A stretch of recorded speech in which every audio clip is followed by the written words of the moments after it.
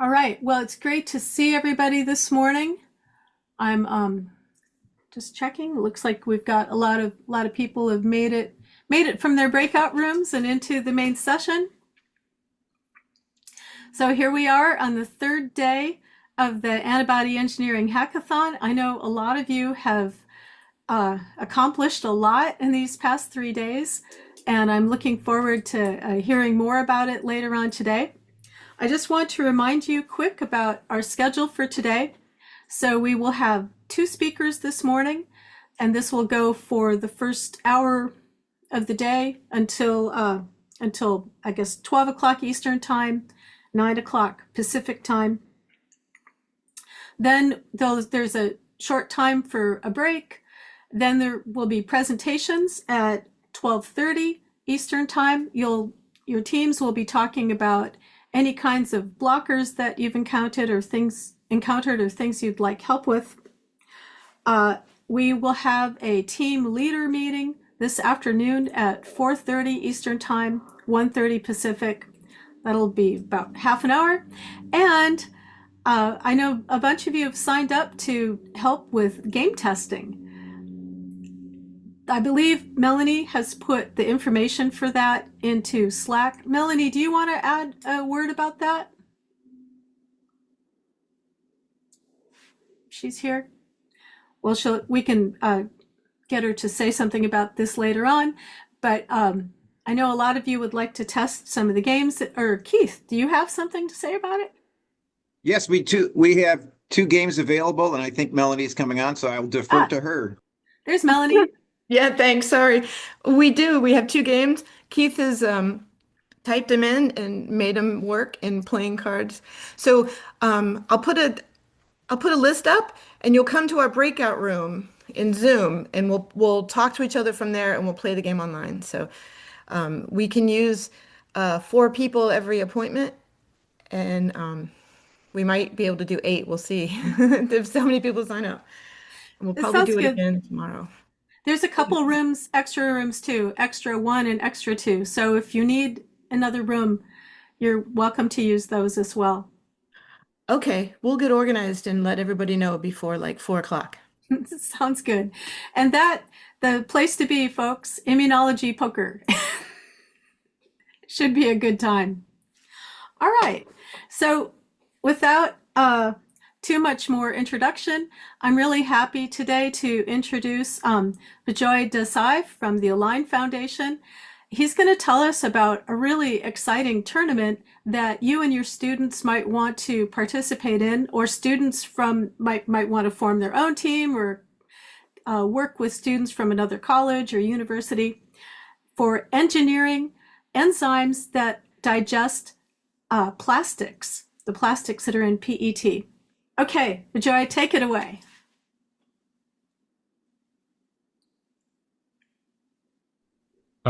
Thanks for the introduction, and very excited to be here and tell you all about the upcoming tournament that we're hosting at the Align Foundation.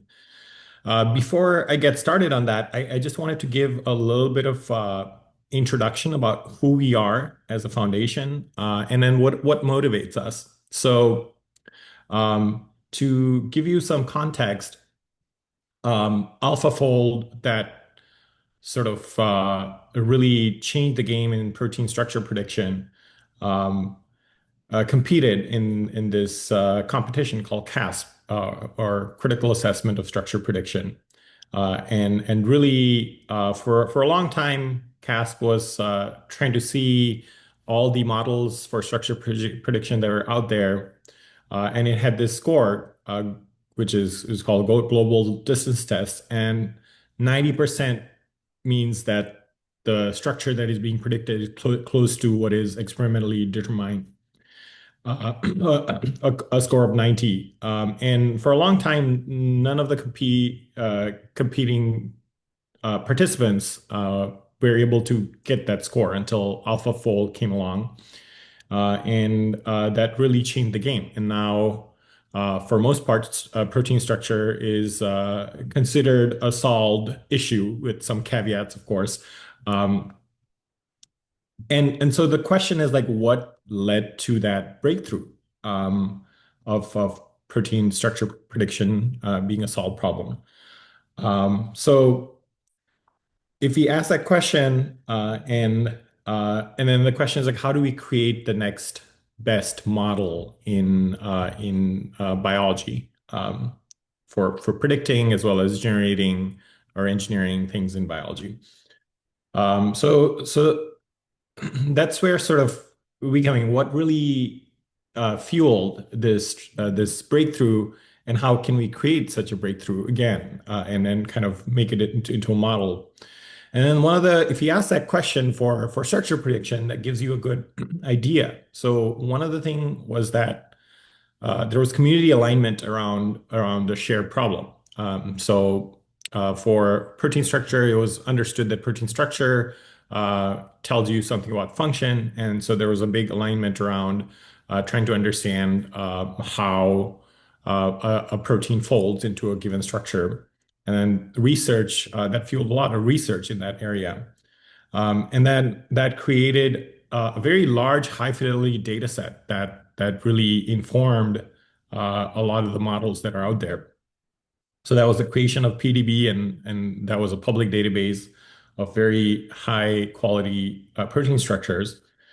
And then finally, the existence of a neutral, transparent benchmark, like the CASP competition, that kind of assessed on a regular 2-year basis what is the state of structure modeling out there.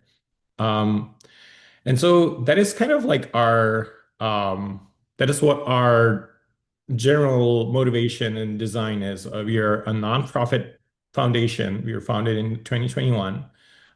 We are funded philanthropically, and we're globally based. And we work with both academic as well as industry collaborators. Um, Including all of them, we are including our collaborators and our team. We're 40 scientists, internal team of 10 people, and then collaborate extensively externally as well. So that's who we are. And then that is basically our model is we basically identify what is the current challenge, what are the bottlenecks in predictive as well as generative biology. And then we identify that by road mapping workshops, and then eventual creation of requests for proposals. And then once we roadmap that, we create a plan for large-scale data acquisition for that problem. And we partner with automation partners there. And then the next obvious other mirror side of that is we want to test the utility of that data in understanding how good that data is for solving specific biological tasks, predictive as well as generative tasks. So we hold regular benchmarks to assess the state of the field as well as the utility of the data that we have acquired. So I'm primarily going to talk about the last part here, the benchmarking initiative, and particularly this year's protein engineering benchmarking competition. What is the protein engineering tournament at Align? And I referred to it earlier. It's a community benchmarking for predictive and generative models in protein engineering and protein design. What we strive to be is a neutral, transparent, and open organization for assessing the capabilities of protein engineering and protein design models. Ideally, we want things to be democratic and as widely accessible as possible. So we put in the initial effort to generate training data and provide training data to the participants. So there's at least an equal level playing field, and most participants can sort of only thing they have to apply themselves is to uh, generate the best models at the task in hand. Um, we also provide free compute to participants who need it, given that it's a lot of these tasks are computationally intensive.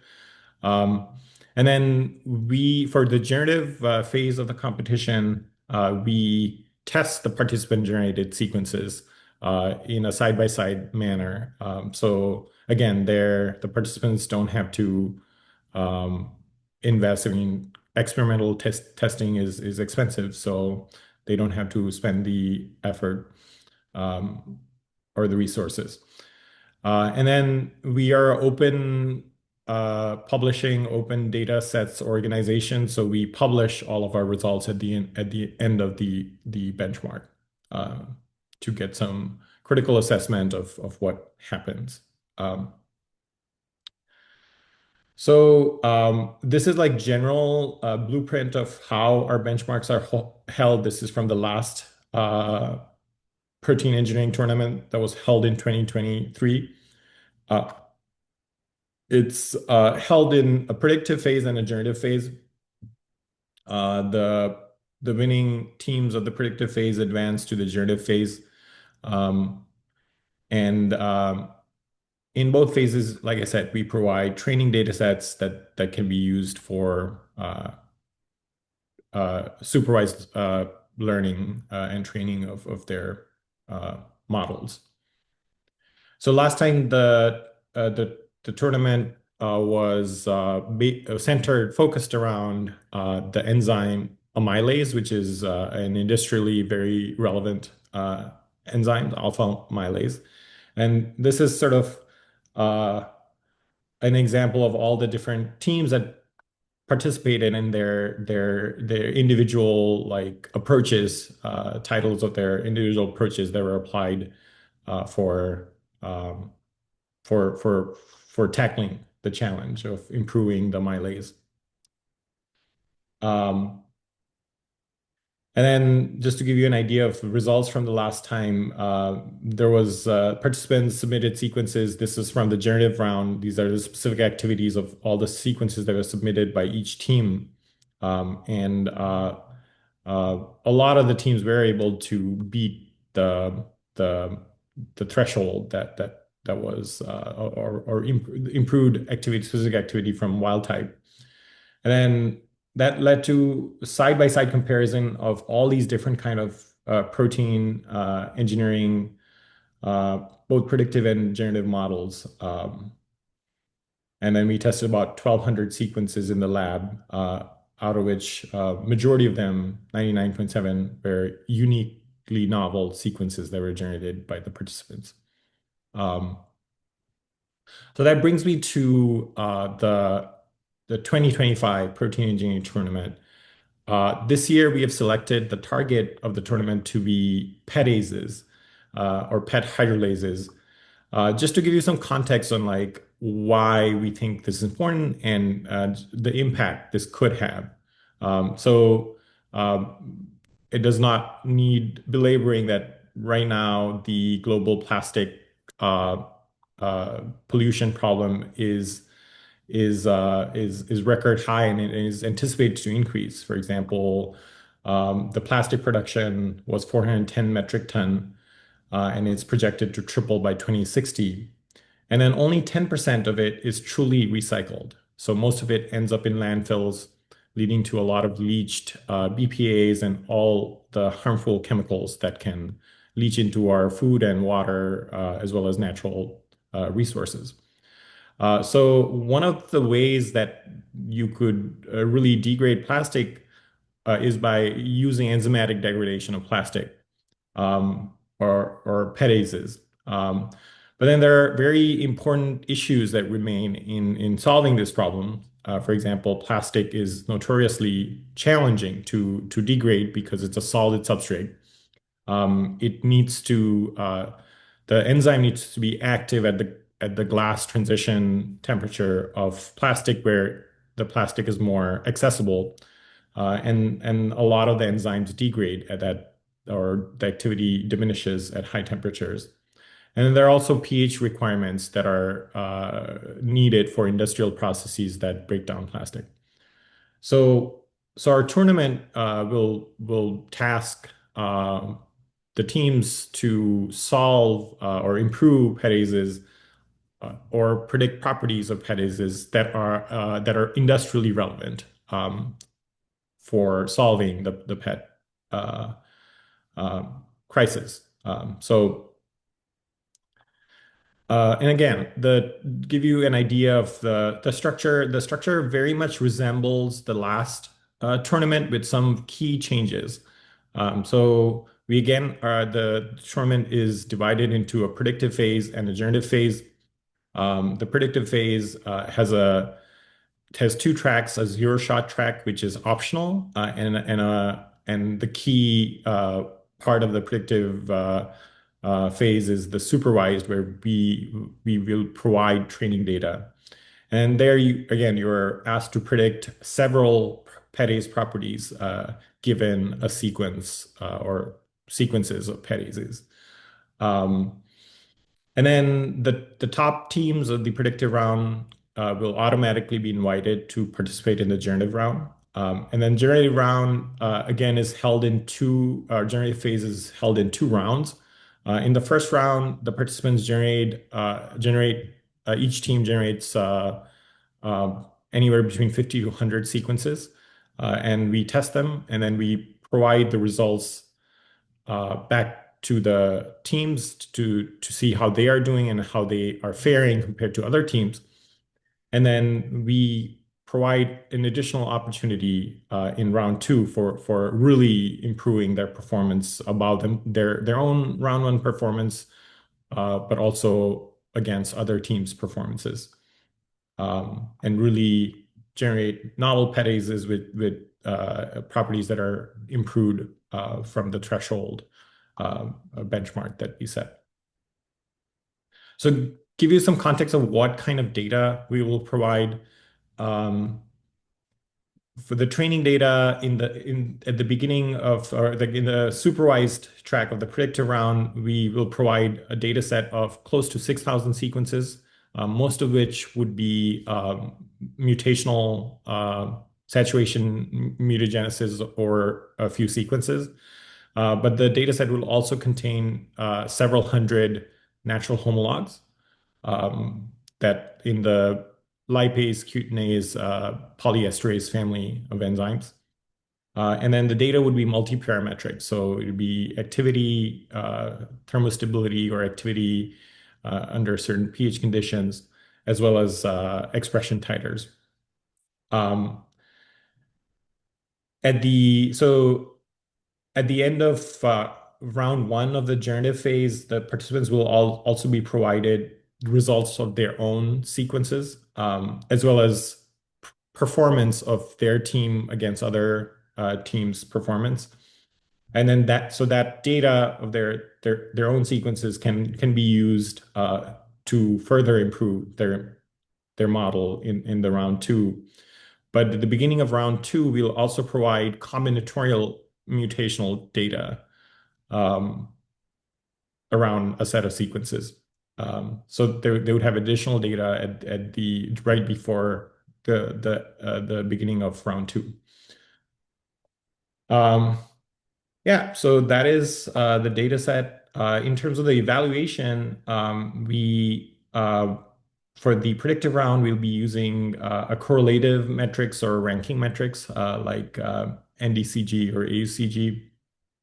And then for the generative round, the evaluation would be based on fold improvement or a particular threshold while maintaining of activity, while maintaining benchmark levels of expression and thermostability. We also have subcategories of incentives that reward like highly diverse sequences, but also mutational efficiency. So that's kind of a sub-award baked into the generative phase of the competition. In terms of incentives, like why you should participate, of course, solve the world plastic uh, crisis, that being a big incentive for us as well. But we also will recognize the teams on the leaderboard. One note there is that the teams will be automatically anonymized when they participate, and only the top teams would be automatically de-anonymized. So sometimes there is hesitance for some people to participate openly, thinking that if their approach did not work well, then you will be participating anonymously there. But the top teams will be recognized on the leaderboard. We have a total grand prize of $30,000, which is divided amongst sub prizes of different tasks. So you have the opportunity to win cash prize. We, of course, provide free DNA synthesis and testing of participant sequences. And then we plan to publish the results in a special issue. So the top teams will get a chance to publish their approaches in a special issue of Proteins. And then we also plan to invite the team leads to be a part of a panel talk or talk at a AI bio-focused conference, which we have yet to announce which conference that's going to be, but that will be in 2026. In terms of timeline, currently the registration for the tournament is open, and it'll be open through mid-October. And then the predictive phase is supposed to start at the beginning of November, and it'll go on until the end of the year. And then the generative phase will commence early next year, and then it'll end around spring of next year, mid-April. So yeah, with that, I encourage everyone to whoever is interested. I very much think that a lot of people here would be great teams on our for the tournament. And I would like to leave some time for questions. So happy to answer any questions you might have. Keith. It was an excellent presentation, and I love the whole concept of what you're doing. I wasn't quite clear, and perhaps I just missed this. There's two questions. Your target audience and the target deliverable. Are you intending this to be open to the entire industry? Are you looking at schools? Are you looking at clubs? Are you looking at particular labs? And then is the intent to deliver a particular enzyme or a methodology of producing and optimizing enzymes? Yeah, so those are both great questions. So our target audience is everyone. So whoever, like, even if it's like independent participant participating from their home through their PCs, that's fine. If they're part of a big Nobel Prize winning lab in academia, that's fine. It's a nonprofit, it's fine. Industry participants are also welcome to participate.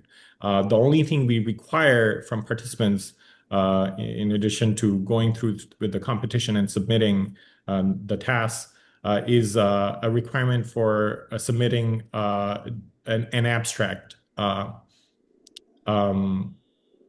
for the approach they took for solving the tasks. In terms of I forget. The second question was Deliverable. Is it you looking for the particular enzyme, or are you looking for the methodology used to optimize the enzyme? yes. So we currently, just because of the bandwidth we have, we will not be evaluating the models themselves, but they are welcome to submit their GitHub code. They'll be evaluated against sort of how in the predictive round how good their predictive models are. But they will be only submitting the predictions. So we would not be evaluating their models themselves. But in the future, we hope to get to a stage where we can sort of do a sort of a remote assessment of the model and directly they directly input their models and we evaluate the models. Thank you.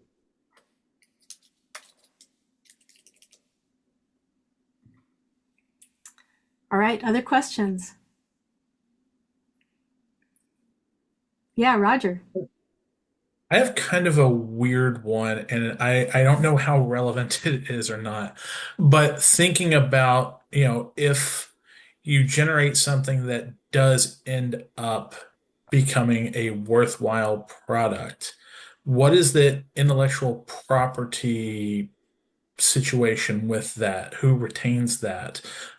Is that something with a line? Is there some sort of IP sharing? How does that work? Has anything come out of, from the previous competitions regarding that? It's just more of a curiosity, but I'm sure that that's something that might come up if it hasn't already.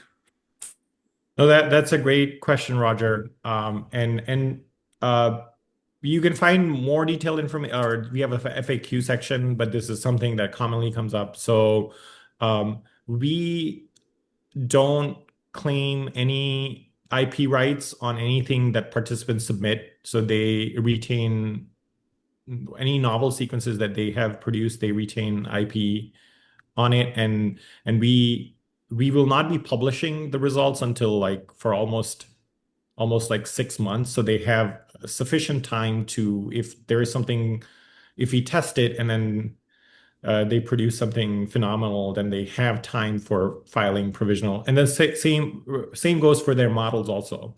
So the abstracts we will not be publishing for almost 6 months. They're required to submit it with us, but we are not going to make it publicly available for 6 months. So again, if they have a very robust predictive or generative model for protein engineering, then they can file process IP for that as well. In terms of like the only thing is that we do own the data. That is, so if they want to use the data as a part of their provisional patent filing, then we do give limited license for them to use it, but they'll have to go through us if they want to use the competition as a or the results from the competition as a material for filing their IP. Thank you. More questions? I know it's a lot to digest. Keith. Well, just going into maybe a potential interest of non-canonical amino acids. Have any of your groups gone that route to produce interesting enzymes that you wouldn't normally find in nature? Yeah, that's a great question. So we could envision like either a future data set that sort of so our outside of community benchmarking, we have like a protein data set generations of protein sequence to function, and then we could envision uh, either tRNA synthetases themselves uh, or enzymes that incorporate non-canonicals with interesting properties of the proteins or enzymes. But we could also have a future protein engineering tournament that is focused around an enzyme that has non-canonical. So that's definitely something that we have considered. We have never we have not acted on it, but it's definitely something on our mind. Well, I would just follow that up really quickly with not just non-canonical, but like, could you incorporate like non-ribosomal peptide synthetase gene clusters into the modeling that would totally open up the span of everything you could do? Yeah, I mean that is very fascinating. I really think that is that something needs to be explored for sure in terms of integrating AI for uh, protein design. Well, thank you so much for talking and telling us about the tournament. I want everybody to know Thanks for listening. we are going to hear about this again through Innovate Bio on September 12th. And so think about your questions, right? If you read about this and you think, oh, yeah, I want to know more about how the evaluation parameters work and what the initials mean and what these things are, you're going to have a second chance. And thank you so much for joining us. And it's exciting stuff. All right. Thanks for having me. Thanks.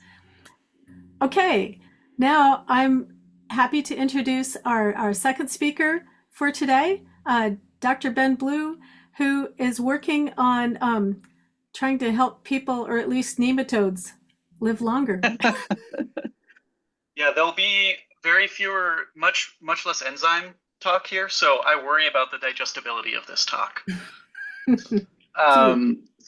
I thought you were making a joke earlier when you said that. That was great. Anyways, thank you so much for having me on. Thank you, everyone. Just a quick intro.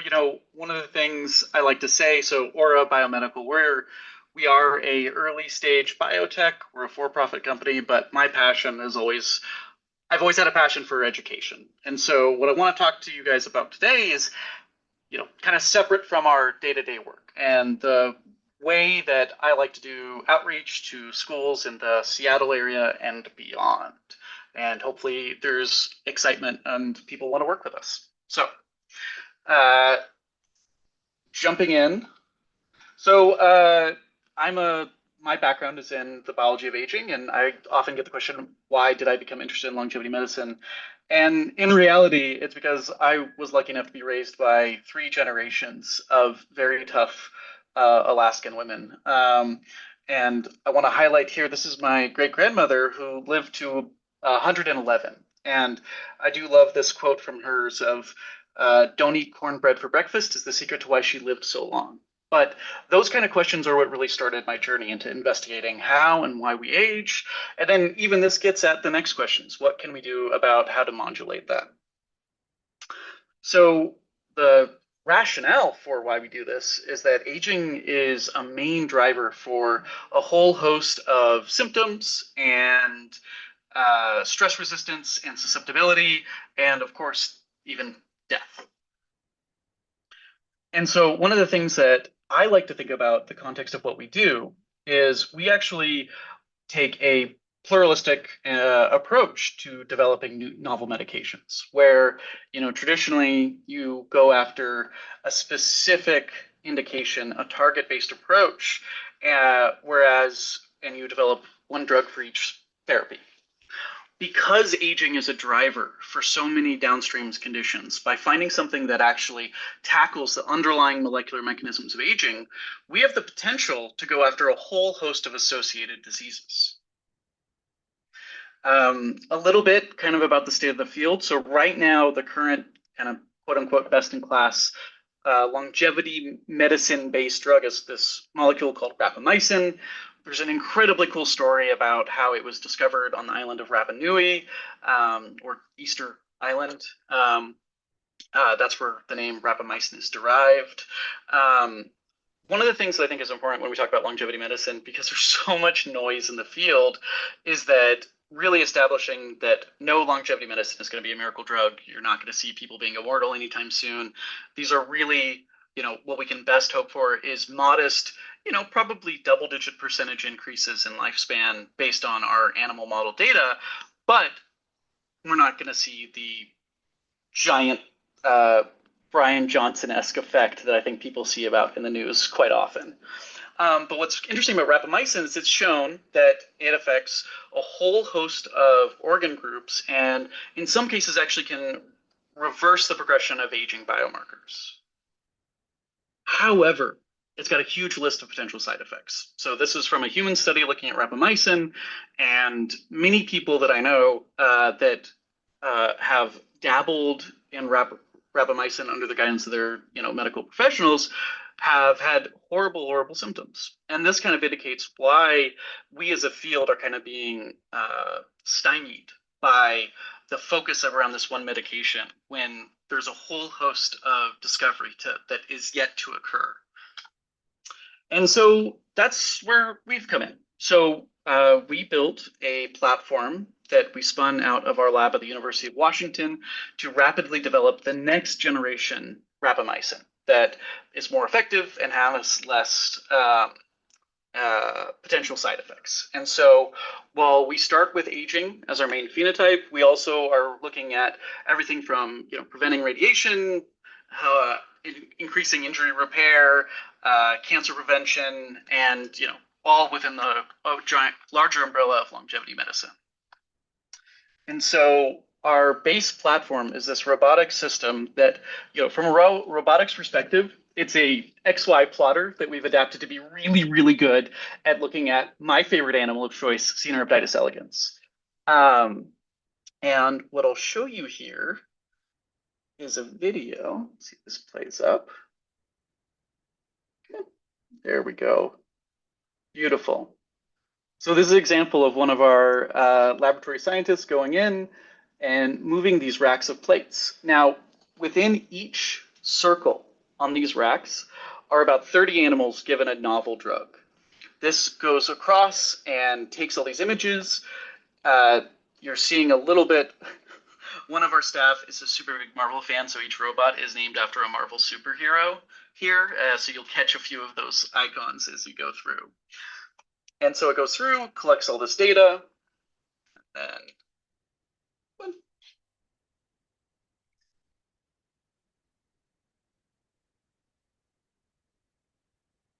there we go. Nope. And then we use an AI-based platform to go through, extract all of those resources, and then figure out how long the animals are living and how healthy they are. The way I like to describe this to students I work with is this is creating a Fitbit for worms, right? We want to know how healthy they are at each time point of their life. And this is an example of it. So pause this. I'm going to slow this down a little bit. Okay. So what you're going to see here are control animals, animals given another longevity medicine that we know works, a novel drug, and a novel drug in combination with the medicine. And what this illustrates is a really cool phenotype that only can occur at scale, where we can start to look at not just a single drug at a time, but multiple drugs or medicines in conjunction with each other. And then what you'll see here is the animals on the left-hand side. This curve will be the real-time readout of the animals, and then you'll see associated colored boxes appear when these animals, in this case, they're becoming paralyzed. This is a model of worms that express proteins implicated in human neurodegenerative diseases. So let me play. And so these are our little favorite animals moving over time. Each image here is separated by about 10 minutes. And so we can start to see the first few paralysis events occur.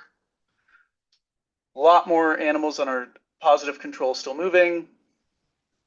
They're going to start paralyzing here in a second, slowing down. And then what's exciting is that positive control plus this new therapy drastically accelerates the number of animals that are paralyzed here even 4 or 5 days in. And so this is a really clear example of some of what it looks like day to day. And this is a broad snapshot of this screen that we did, looking for novel modulators of, in this case, Alzheimer's disease. And I want to highlight a lot of this data was conducted by both myself and students working with me at the University of Washington. Getting back to kind of our central thesis about longevity medicine, this is a novel mTOR inhibitor that we found through a open access and open science initiative where the animals can live up to about 50% longer. And so right now we're going through, we've got this giant database, we're finding novel therapies, novel treatments.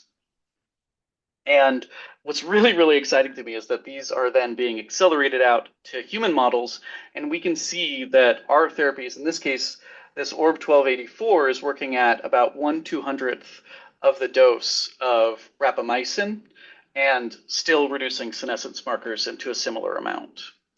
And so, for all of us that are educators and even students that are working with C. elegans, C. elegans are a ubiquitous laboratory model. Anytime you start talking about it in terms of real world applications, people go, well, these are worms. They live 3 weeks. They're beautiful as an educational tool, but can they actually translate out? We're starting to see some of the very first therapies identified from this unbiased C. elegans screening working in human cell and tissue culture. Our next step is then taking these into mammalian models. And so this is another example. We found that some of our therapies work really, really well for promoting wound healing and cell culture, promoting angiogenesis, another key factor of wound healing. Also, and I want to be important to point this out, also important in cancer. So this is some of the double-edged sword of the research, and we want to actually look more into this. So what we're left with is a platform here that can do really fast and accurate science and turn around these assays less than 30 days. A really cool story that I like to talk about when I'm talking to students is this insight that people have had that astronauts in space actually age faster than their, us terrestrially based individuals. This has been really implicated because of the radiation levels in space, as well as the effects of microgravity on long-term physiological outcomes. So what we were excited about is asking the question, well, if they're aging faster up in space, could a medicine that is impacting the molecular mechanisms of aging actually do anything about, flip the script and do anything about the, in this case, radiation resilience? And so we actually piloted a screen here in partnership with the US Air Force and Space Force, looking at, in this case, UV radiation. It exists in space. It's not the main cause of space-based radiation that is relevant for astronauts, but it's a good proximal marker that we could use in the laboratory easily. And what we found was that several of our longevity-enhancing drugs actually not just restored, my computer froze for a second. Let's hope that you guys can still hear me. Not just restored the actual normal lifespan of the animal, but actually increased it even further than that, showing the promise of some of these longevity therapies to be applied to these really novel use cases. Right now, we're taking these and validating these in cell culture and tissue culture, and we found that, yes, even if we look at, radiologically induced senescent markers in human cells, these animals still live longer. But the thing that I want to bring us back to is talking about, not just the science that we do, but also looking at, what we can do with students, because this is a big passion of mine. So coming back to this, one of the case studies that I love to use. So during 2020, I was locked in it, not locked. I was still allowed to escape, but I spent a lot of my time in a basement working on the ML pipeline that we were using, and setting up experiments in lab. And one of the things that I did was I was kind of frustrated being trapped inside, so I reached out to my high school biology teacher in Homer, Alaska, the little fishing town that I grew up in. For those of you that have maybe been to Homer, we call ourselves the halibut fishing capital of the world. I don't think there was a committee that decided that. I think we decided that. So take that with a grain of salt. And so what we did is we had all these platforms down in Seattle. And then I taught a class over Zoom about the biology of aging to these students in Homer. And then they went and they looked at, what reagents we had in lab, and they picked out ones that were relevant to them. And so students picked out everything from caffeine. A couple of students tried to propose vape juice. We did not test that. I want to say that I couldn't find a good chemical supplier of that in time. But ibuprofen, all kinds of things. I was lucky enough to see. I recognized. I was like, oh, there's some ADHD medication there that I recognize that these students proposed us testing. And so we were able to go screen all these compounds, look at using our platform, make the data available to them where they could remote into each of the robots, annotate the data, and then actually use this in a real world science high school setting. Still continue to say, even as earlier this year, the student Charlie was recommended to us by a friend and collaborator of Sandy. He worked with me here in the lab on weekends and then remoted in to do data analysis. And he actually won an award at the State Science Fair this year. And then the other aspect of this is we do a lot of open access science and open access initiatives. So one of the things we started a couple years ago was based on the idea that there's so much of chemical space that has not been looked at in terms of longevity. Even stuff that's been through the entire regulatory pipeline of the FDA, lifespan analyses haven't been done a lot of it. It's really good for a disease, but we don't know some of the other implications of taking some of these medications. So we started the Million Molecule Challenge. And so this is an open access science project that we've proposed to test 1 million interventions and make the data available for everyone to use for any machine learning or data science project. And let me pull up my sample here. And so right now, let's see, this is a live. I always am scared of doing live stuff because when stuff goes wrong. So right now we've got a somewhat, there's no reward for this. This is all just bragging rights. We've got a competition looking at who can find the molecules or combination molecules that have the greatest extension of lifespan. Currently, this fellow Christer out of Sweden is leading with this molecule GSK 2126458 with a 60% increase in animal lifespan. This has been really cool. I've been working with Christer quite a bit. He's really excited about longevity medicine. He's actually crowdfunded now a screen of 600 new molecules that are interested. And so for those of you that are, students or working with students, one of the things that I really like about this is that now we've got this tool where anyone can go through, look up, I'm going to just scroll through. If anyone wants to hop in and just tell me to stop when they see something interesting, let me know. Where's the ADHD medicine? That one was, I'm trying to remember which one it was. Adderall, Ritalin. It wasn't Adderall. It was, I think it starts with, oh my gosh, I should know this. Methamphetamine? It wasn't method. Oh, okay. No, that's good. Did I see ketamine in there? I don't believe we have ketamine in here. If we do, we have actually had a lot of push. Where is it? And I should know this because if you can't tell from the way that I talk, I've definitely taken some of this personally. There we go. We're finding it. Where is it? It started with a D. Maybe it's in our database and it's not yet uploaded onto here. Might be the case for that one in particular. But yeah, we can I'll pull up just something else random. Do you have one that shows a big difference? Yeah. Let's see this one. I found this one shows a big negative difference, which I love. So this is, I believe this is a proteasome inhibitor. And what we found was that this destroys the animals. And so, this is actually a really cool, again, this is a feature, not a bug. So I always think about this in context of, what are the other use cases? So we are focused on longevity because we want to improve health. But helminths and parasitic nematodes are a huge problem in the developing world. And occasionally what shakes out of our screen is stuff like this that shows an incredibly good capability to remove nematodes from their own populations. And then here, this is a positive increase here. This is the GSK molecule, 50 micromolar, and then I think we actually tested 10 micromolar, and it showed an even stronger effect. So these are some of the bigger differences here.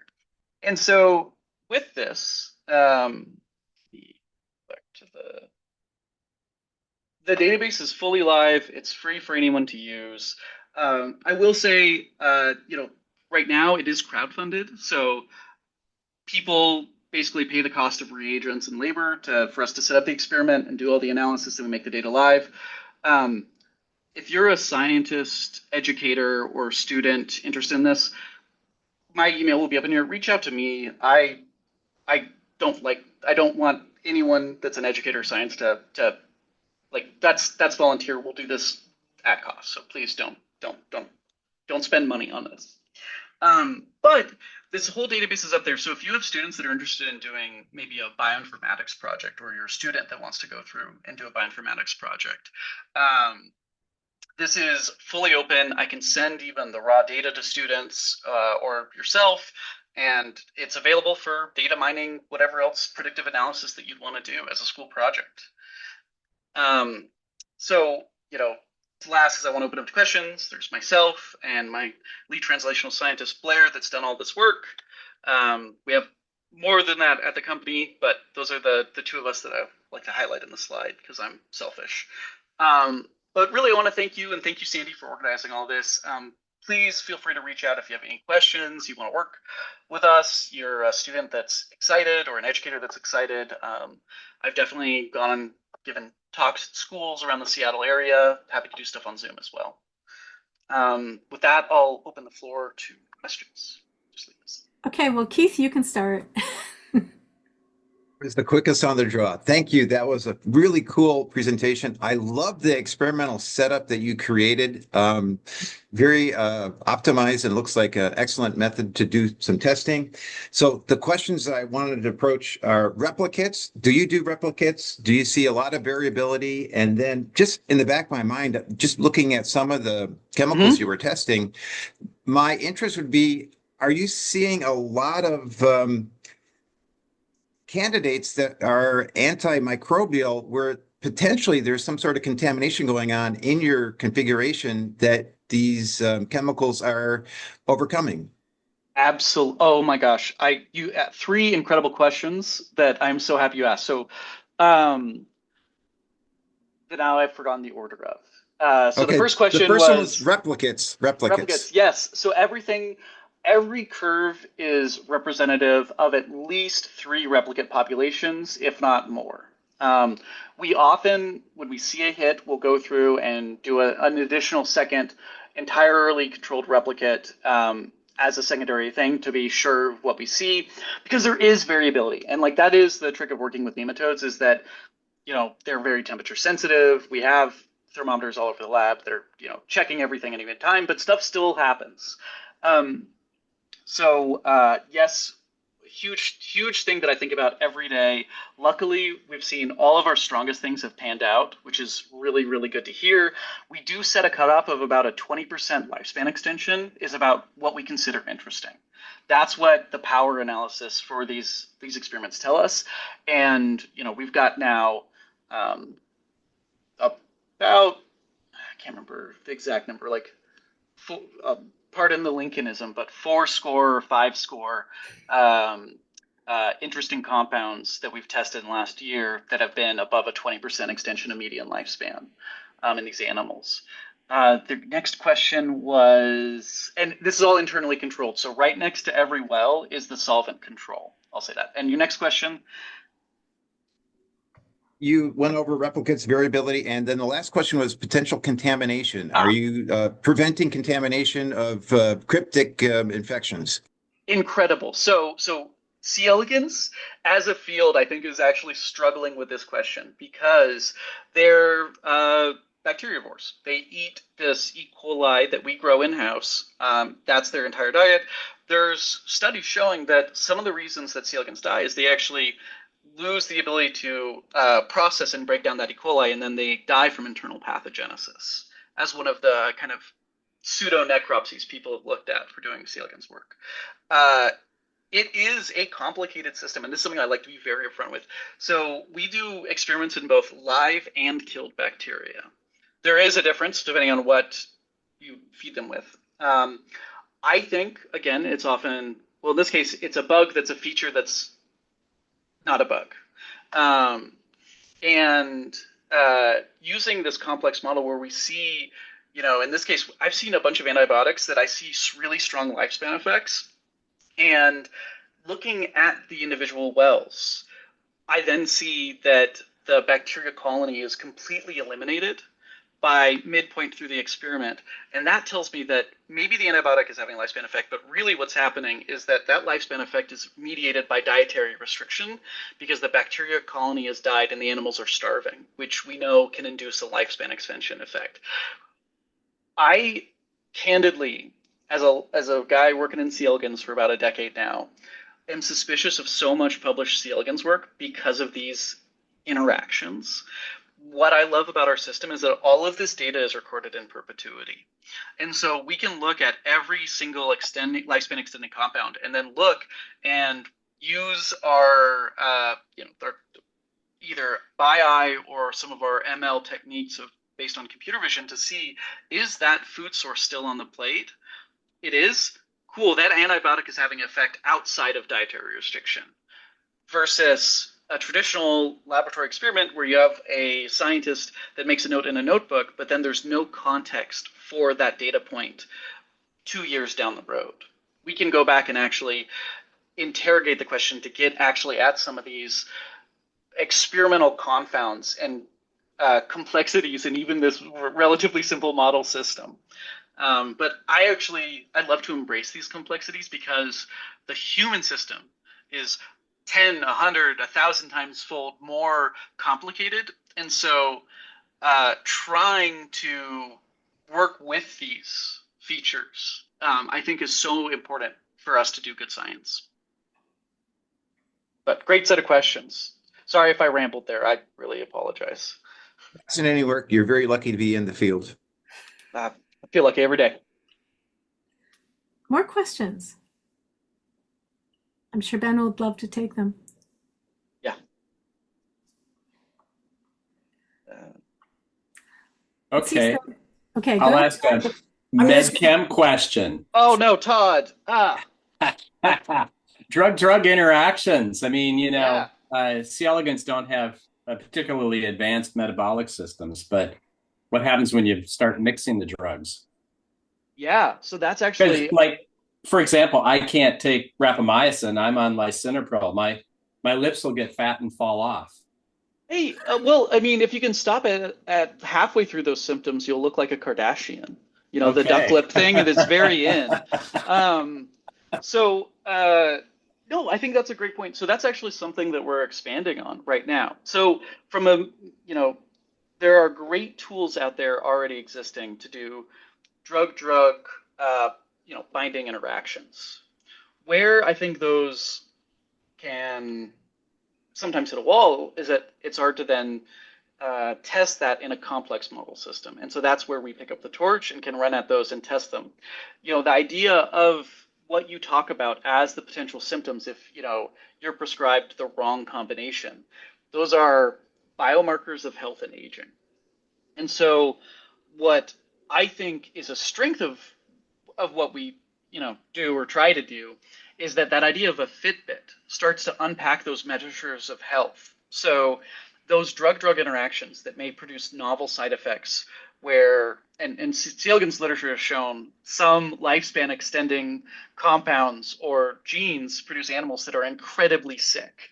And that gets at kind of another underlying question about longevity medicine is people will have this really visceral reaction, and it's very understandable. I want to be healthy for a long time. I don't want to be sick. I want to look like I'm 50 till I'm 90. I don't want to look like I'm 80 till I'm 120. And this system is now getting to the point where we can start to unpack that and look at those kind of secondary symptoms based on the drug-drug interactions or even single drug interactions. We're not doing a ton of the complex medicinal specific like binding affinities and off-target predictive interactions. We're looking at it from a very phenotypic level. Does that answer your question, Todd? Yeah, sort of. We'll talk more. Yeah. I look forward to. For those of you that don't know, Todd and Sandy live down the street from me, and my wife often asks me, "Where were you for the last half hour when you were just going out to take the dog on a walk?" And I'm like, I started talking to Sandy and Todd, and we had a really nice talk about biology. Do I have a favorite classic C. elegans mutant? Ooh, that is a really good question. Um, I've got two. All right. Uh, Evelyn Apple, you're my hero for asking this question in chat. So from a reporter perspective, I like ACDH1. If I remember right, that can give you a clue into the metabolic activity if you have a fluorescently tagged protein. From a just straight genetics perspective, while like I think people are going to say DAF2 because that is the foundation of C. elegans longevity science. That's um, a insulin in the insulin like signaling pathway. It was like the first mutant identified that would produce this giant lifespan effect in these animals back in the I want to say 80s. But someone here can correct me on that. Uh, my favorite personally is EAT2. So EAT2 is a mutation that prevents their pharynx from being able to effectively take in the normal volume of bacteria.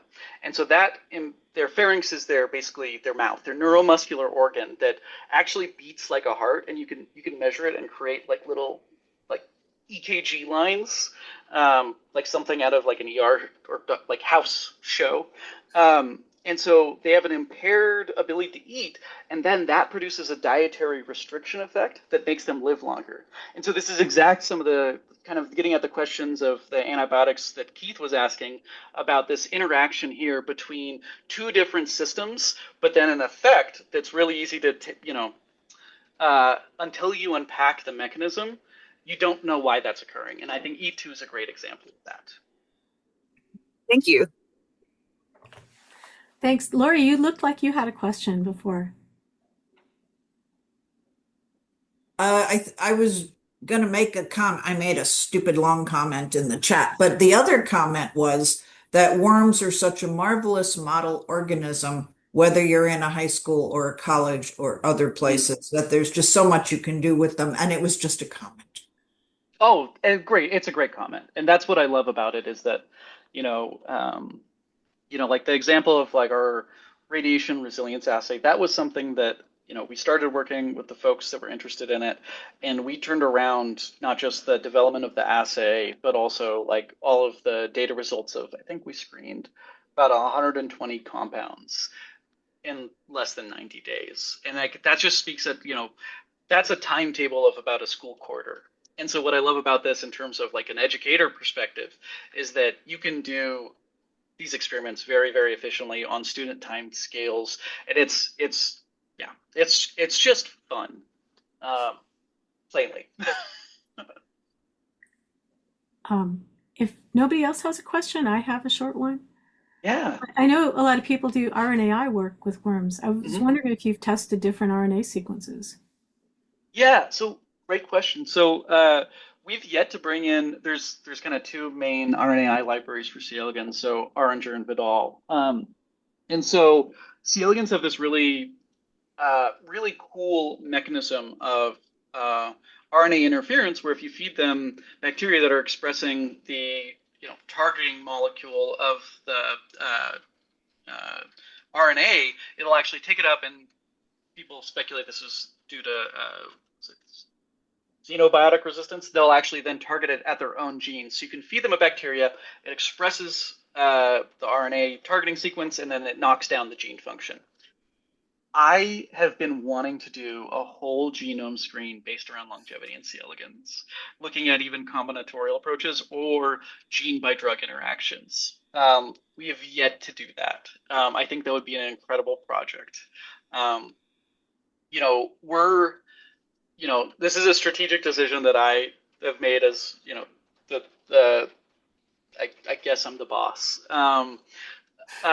is that you have to have two different pipelines and two different laboratory sets of equipment to do RNAi versus doing drug screening. And so rather than try and do both and have, both the strain that's really susceptible to RNAi and all the different bacterial strains that you have to grow up each week to then do the RNA experiments, I focused this solely on the drug interactions. I think that would be a really cool experiment that I'd love to do, though. We just have to raise the money, Ben. I know. Yes. So, please, if anyone has, friends that have made $1 trillion somehow, please give them my contact info. I'd love to talk about what we could do for longevity medicine and science education with them. So, Well, thanks. Well, I think we should all thanks, Ben, for coming and talking to us. We really my appreciate pleasure. it. And I'll let everybody have their break. We will be back at half past the hour to hear the presentations. So last minute stuff to finish up, eat lunch, have a snack, and I will see you at 12:30 Eastern, 9:30 Pacific. Thanks, Sandy. Appreciate you Thank organizing you. this. Thank And you. we need our breakout rooms. Oh, yes. Thank you for letting me know.